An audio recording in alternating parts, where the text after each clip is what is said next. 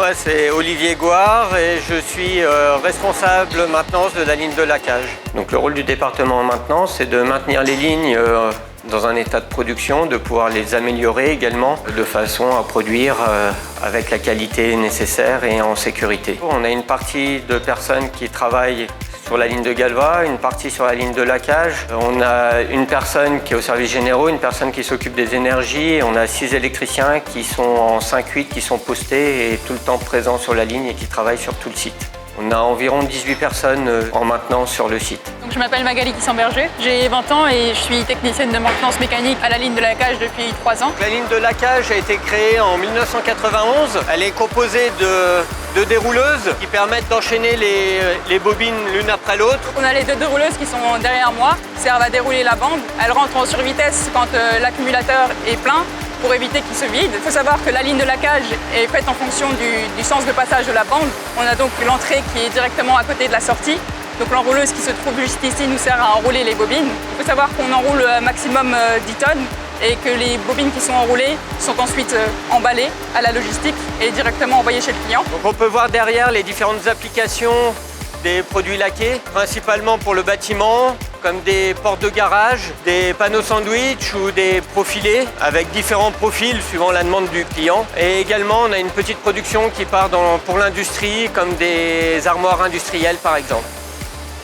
Donc pour poursuivre les explications, on a le pré-dégraissage et le dégraissage qui servent à nettoyer la bande, à faire en sorte qu'elle soit bien propre et pas grasse.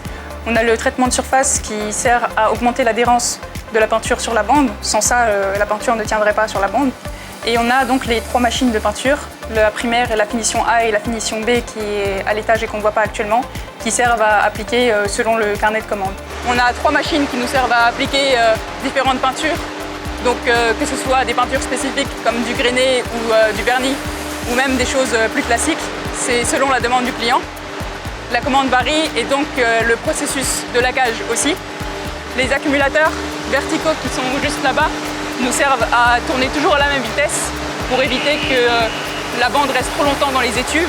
Il y a eu différentes formations dernièrement, avec la formation leadership par exemple pour l'encadrement. On a des formations qui sont en train d'être mises en place sur des formations métiers et on en a de plus en plus besoin. On a beaucoup de personnes avec 30-40 ans d'expérience qui sont parties en retraite. On a perdu beaucoup d'expérience et on a besoin de plus en plus de formations métiers pour récupérer une partie de connaissances. On est très bien accompagné, que ce soit l'équipe de maintenance ou l'équipe de production.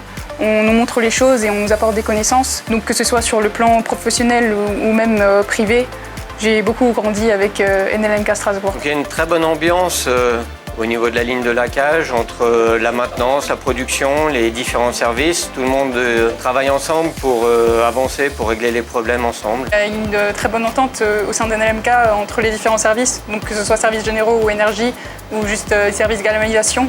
Il y a des boulots très différents et parfois on a besoin d'être plus que 3 comme le nombre qu'on est au service de laquage.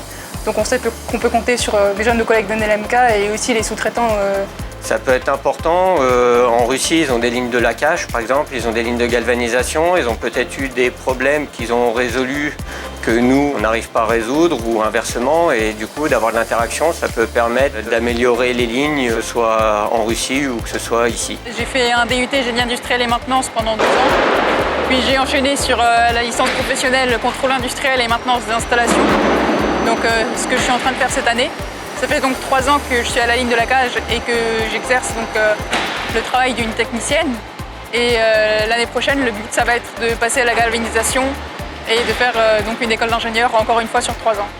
Donc ça va être des nouveaux défis pour moi, puisque j'aurai de nouveau tout à apprendre. Et puis surtout, il y a le projet ZAM, qui est un projet important pour NLMK Strasbourg. Et je vais probablement être greffée et participer à son évolution et à son aboutissement.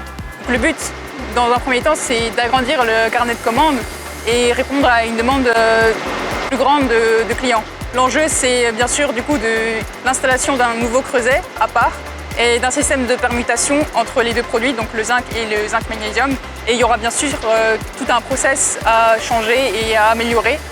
Donc c'est un gros projet qui a pour but de rapporter plus. Il y a plusieurs petits projets. Il y a 2 gros projets principaux qui vont arriver d'ici 2024. Ça va être le revamping des automates C350 avec un budget d'environ 900 000 € et le remplacement de la graffeuse avec un budget d'environ 400 000 €. LMK, c'est un groupe qui a l'air insolite, qui investit. On a plusieurs millions d'investissements tous les ans.